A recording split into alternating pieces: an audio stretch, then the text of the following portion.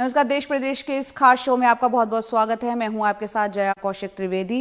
बात करते हैं पश्चिम बंगाल के जलपाईगुड़ी की, जहां से एक दर्दनाक हादसे की खबर आई। सड़क हादसा हुआ, यहां पर 13 लोगों की मौत हो गई। बीती रात का ये पूरा वाकया है, जब घने कोहरे की वजह से धूपगुड़ी इलाके में कई गाड़ियां आपस में टकरा गई।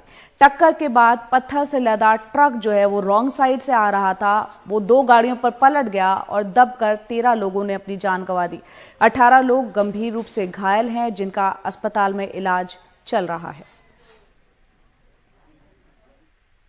और बात करते हैं उत्तर प्रदेश के गोंडा जिले की, जहां एक प्राइवेट मेडिकल कॉलेज से BA-MS के पहले सत्र की पढ़ाई करने वाले छात्र के अपहरण का मामला सामने आया है। अपहरणकर्ताओं ने छात्र के पिता से 70 लाख रुपए की फिरौती मांगी है। छात्र के पिता बहराइच में डॉक्टर हैं। पिता ने बताया कि उनके बेटे का फोन दोपहर 3 बजे से ही बंद था। बाद में अपहरणकर्ताओं ने फोन कर फिरौती की मांग की। इधर पुलिस मेडिकल कॉलेज के CCTV फुटेज को खंगाल रही है। SP सहित पुलिस के आला अधिकारियों ने मौके पर पहुंचकर जांच की है। जब छानबीन की गई तो ये पता चला कि कल दोपहर में 3:30 बजे के बाद उस लड़के के नंबर पे कोई कॉल आया था, जिसके बाद वो अपने मित्रों को ये बता के कि मैं कुछ देर में जिससे कॉल आया है उससे मिलकर आ जाऊंगा, और वो वापस नहीं आता है। और इसकी सूचना, किसी तरह की सूचना जो है उसके मित्र तथा किसी और सोर्स से नहीं दी गई। जब सुबह तक वो नहीं आया है, उसके बाद इसके बारे में चर्चा चालू हुई और दोपहर में इसके बारे में पुलिस को इन्फॉर्मेशन मिली। जैसे ही इन्फॉर्मेशन मिली है, हमारी 6 टीमें इस घटना के अनावरण में लग गई हैं। इसमें एक फिरौती के लिए कॉल आया था, उसकी जानकारी उनके परिजनों ने दी, उनके परिजन ने दी है। इस पे हमारी टीम काम कर रही है। जल्द ही हमारी टीम घटना का अनावरण करेगी। उत्तर प्रदेश सरकार ने समाजवादी पार्टी के सांसद आजम खान की जौहर यूनिवर्सिटी की 1400 बीघा जमीन जब्त कर ली है। इस तरह प्राइवेट यूनिवर्सिटी की 94% जमीन सरकार के नाम हो गई है। आजम खान पर आरोप था कि उन्होंने लैंड सीलिंग एक्ट में तयशुदा जमीन से ज्यादा जमीन खरीदने में नियमों का पालन नहीं किया। शिकायत करने वाले ने सरकार से यूनिवर्सिटी टेक ओवर करने की मांग की है। एक यूनिवर्सिटी जिसे कायम कर शायद आजम खान ने तारीख में नाम दर्ज कराने की ख्वाहिश की होगी, वो यूनिवर्सिटी खुद तारीख बनने के कगार पे है। इस विशाल यूनिवर्सिटी की 1400 बीघा जमीन रामपुर के ADM कोर्ट के आदेश से सरकार ने जब्त कर ली है।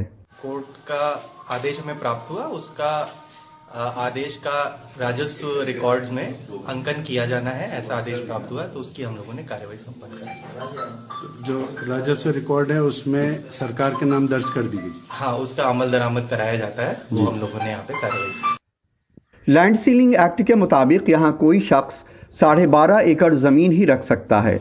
इससे ज्यादा जमीन पे कोई फैक्ट्री, यूनिवर्सिटी या संस्थान वगैरह बनाने के लिए सरकार से कुछ शर्तों के साथ छूट मांगी जाती है। रामपुर के BJP नेता आकाश सक्सेना ने शिकायत की थी कि आजम खान ने उन शर्तों को तोड़ा है। हमारे द्वारा वो शिकायत की गई, शिकायत को एकदम सही पाया गया, और जो उसमें कानून है, जमींदारी विनाश कानून होता है, जिसमें 12.5 एकड़ से ज्यादा जो भूमि है वो तभी दी जा सकती है जब सरकार द्वारा तय की गई शर्तों का पालन किया जाए। आजम के द्वारा किसी शर्त का पालन नहीं किया गया। यूपी में BJP सरकार आने के बाद आजम खान पे करीब 100 मुकदमे दर्ज हुए हैं। उनकी यूनिवर्सिटी पे भी लगातार कार्रवाई हो रही है। 27 मार्च 2019 को यूनिवर्सिटी के सामने उर्दू गेट तोड़ा गया। 25 जुलाई 2019 को SDM कोर्ट ने यूनिवर्सिटी का गेट गिराने का आदेश दिया। 30 जुलाई 2019 को यूनिवर्सिटी से चोरी की किताबें बरामद हुई। 23 सितंबर 2019 को NGT ने कोसी नदी तट पे कब्जे के खिलाफ ऑर्डर दिया। 24 जनवरी 2020 को 20 किसानों को यूनिवर्सिटी की जमीन वापस की गई। 19 फरवरी 2020 को यूनिवर्सिटी की एक अवैध दीवार गिराई गई। पूर्व मुख्यमंत्री अखिलेश यादव इससे नाराज हैं। उन्होंने आज प्रेस कॉन्फ्रेंस कर कहा कि सरकार बदले की कार्रवाई कर रही है। आने वाले समय में समाजवादी सरकार बनेगी।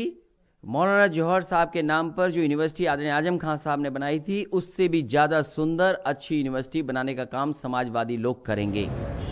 सरकार की इस कार्रवाई पे आजम खान की तरफ से उनका पक्ष रखने के लिए कोई भी उपलब्ध नहीं था।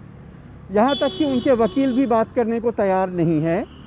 अब आजम खान इस कार्रवाई के खिलाफ कितना लड़ पाएंगे ये कहना मुश्किल है, क्योंकि 1 साल से ज़्यादा वक्त से वो जेल में बंद हैं और 100 से ज़्यादा मुकदमे उनके खिलाफ चल रहे हैं। रामपुर में तमकीन फयाज खान और लखनऊ में कैमरामैन राजेश गुप्ता के साथ कमाल खान, एनडीटीवी इंडिया। और अब आपको लिए चलते हैं बिहार, जहां पटना में इंडिगो एयरलाइंस के स्टेशन हेड रुपेश कुमार सिंह की हत्या के मामले में पुलिस को अब तक हत्यारों का कोई सुराग नहीं मिल पाया है। इधर बिहार के पुलिस महानिदेशक ने बड़ा खुलासा करते हुए कहा कि रुपेश की हत्या एयरपोर्ट पार्किंग के ठेके को लेकर हुई है। उन्होंने कहा कि पार्किंग के ठेके को लेकर जो है पहले से ही विवाद चल रहा था। रुपेश के परिवार के कई लोग इस ठेके के काम में शामिल थे। डीजीपी ने यह भी कहा कि पुलिस हर एंगल से जांच कर रही है। 12 जनवरी को रुपेश सिंह की हत्या उनके घर के नीचे ही कर दी गई थी।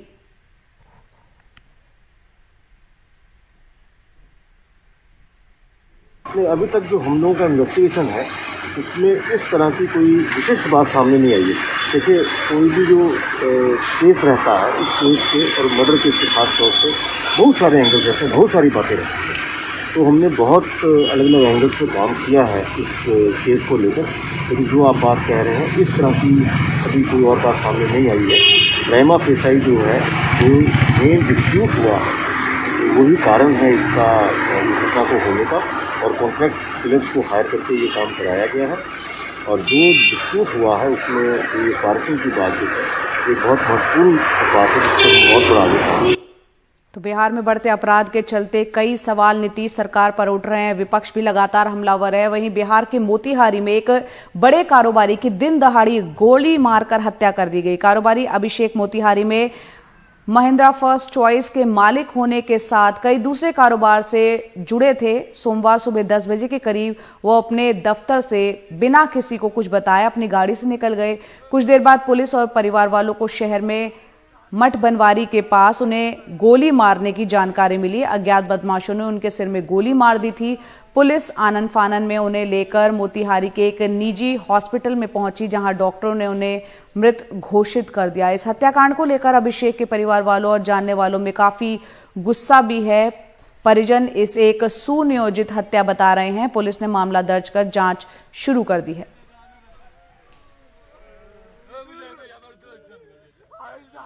हमको फोन आया है, इनके दोस्त एक वो है अभिलेख जी का, कि पुलिस का फोन आया है, टूटू जी को गोली मार दिया है। तो उनको लेके मनी हॉस्पिटल में आ रहा है। हम लोग यहाँ पे आए हैं तो देख रहे हैं कि ऐसे आ रहा है। कुछ कारण मालूम है कैसे हुआ क्या? नहीं, हमको तो समझ में नहीं आ रहा है कि कैसे कारण है, क्या कारण है, कुछ पता नहीं चल रहा है। पिपड़ाकुटी में गोली लगी है, उसकी जांच करने पोस्टमार्टम के लिए हमारे मतलब एक डेड बॉडी का यहाँ पर आया हुआ है मनी में, और हम लोग पोस्टमार्टम करने के लिए भेज रहे हैं। अनुसंधान के बाद पता चलेगा जो कैसे क्या घटना घटी है। दिन दहाड़े मतलब गोली चली है, अपने से लगा है या कोई किसी को हत्या किया है, वो तो खैर अनुसंधान के विषय के चल रहा है। और पटना के गर्दनी बाग में धरना प्रदर्शन कर रहे शिक्षक अभ्यर्थियों को पुलिस ने जबरन हटा दिया है। इस दौरान पुलिस और प्रदर्शनकारियों के बीच झड़प भी हुई, जिसके बाद पुलिस ने हल्का बल प्रयोग किया और कुछ लोगों को हिरासत में लिया गया। लाठीचार्ज में कुछ प्रदर्शनकारी मामूली तौर पर घायल भी हुए हैं।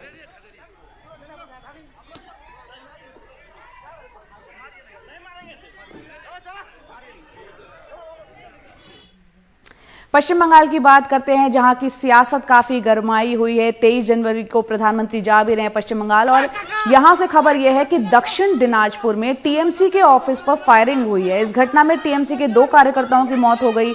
पुलिस मामले की जांच कर रही है। आरोपियों की तलाश की जा रही है।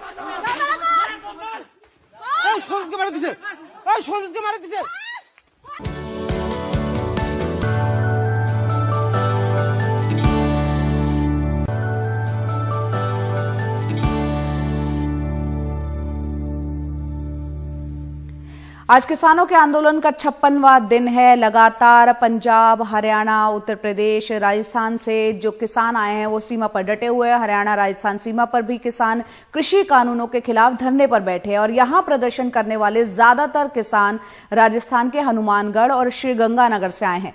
बीजेपी के गढ़ में बैठे आंदोलनकारी किसानों की समस्याओं पर आइए देखते हैं हमारे सहयोगी रविश रंजन शुक्ला की रिपोर्ट। दिल्ली से करीब 75 किलोमीटर दूर धारूहेड़ा के नजदीक राजस्थान के किसान बीजेपी के मजबूत गढ़ में सरकार के खिलाफ धरने पर बैठे हैं। बीजेपी के रेवाड़ी सांसद राव इंद्रजीत का यह इलाका है। इसी वजह से प्रदर्शनकारी किसानों को यहां स्थानीय स्तर पर ज्यादा मदद मिलती नहीं दिख रही है।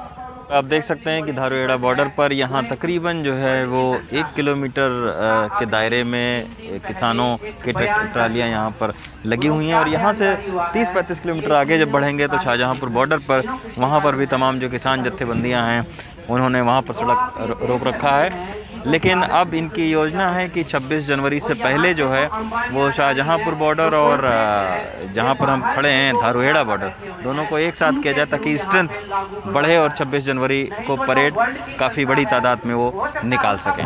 शाहजहांपुर हम जा रहे हैं, 4 बजे मीटिंग है हमारी और फिर हम वहाँ मीटिंग करके ये निर्णय लेंगे कि उन साथियों को कब और कैसे आगे लाना है। धारूहेड़ा और शाहजहांपुर बॉर्डर पर धरना देने वाले ज्यादातर किसान हनुमानगढ़ और श्रीगंगानगर के हैं। बीते 1.25 महीने से रणवीर सिंह भादो धारूहेड़ा बॉर्डर पर आंदोलन कर रहे हैं। 4 साल पहले कॉन्ट्रैक्ट फार्मिंग के नाम पर एक कंपनी ने रणवीर सिंह की खेती में इस तरह का एक स्ट्रक्चर खड़ा किया, उनकी 10 एकड़ जमीन को लीज पर हासिल किया और बैंक से मिली भगत करके 5 करोड़ रुपए लोन लेकर भाग गई। रणवीर सिंह की जमीन की कुर्की के आदेश तक अब आ चुके हैं। इस कंपनी को पैसे देने के लिए उन्होंने स्ट्रक्चर ही नहीं खड़ा किया और पैसे निकाल दिए, रिलीज कर दिए। 5 करोड़ 60 लाख का है। 5 करोड़ 60 लाख रुपए का फ्रॉड किया है जी, और आपकी 10 एकड़ की जमीन पर। हाँ, और उसमें उसने 4 करोड़ 80 लाख रुपए वो ले गया। वो करना चाहता, कंपनी लेके भाग गई और उसके मेरा पूरा परिवार झेल रहा है। राजस्थान के हनुमानगढ़ और श्रीगंगानगर में जौ, कीनू और सब्जी की कॉन्ट्रैक्ट फार्मिंग ज्यादा होती है, इसलिए इन किसानों को नए कृषि कानून में कॉन्ट्रैक्ट फार्मिंग में एसडीएम विवाद निपटाने वाले नियम से खासी नाराजगी है। धारूहेड़ा बॉर्डर से एन रवि के साथ रवीश रंजन शुक्ला, एनडीटीवी इंडिया। किसान आंदोलन को हर वर्ग का समर्थन मिल रहा है। चंडीगढ़ में अलग अलग पेशों से जुड़े लोग रोजाना इकट्ठा होकर किसानों के साथ एकजुटता दिखा रहे हैं। इनमें छात्र, शिक्षक, व्यापारी, खिलाड़ी, कोच सभी शामिल हैं। ये अपने हाथों में बैनर और तख्तियां लेकर कृषि कानूनों के खिलाफ विरोध कर रहे हैं। और अब बात करते हैं महाकुंभ की। महाकुंभ 12 साल के अंतराल के बाद लगता है, लेकिन इस बार ये 11 साल बाद लग रहा है। हरिद्वार में होने वाले इस बार के महाकुंभ की तैयारियां चल रही हैं। कुंभ मेले में 4 शाही स्नान होंगे और इसकी तैयारियां हरिद्वार में आप देख सकते हैं। हरिद्वार रंगों से सजा हुआ दिख रहा है। धर्म और आस्था, संस्कृति से जुड़े चित्रों को दीवारों पर उकेरा गया है।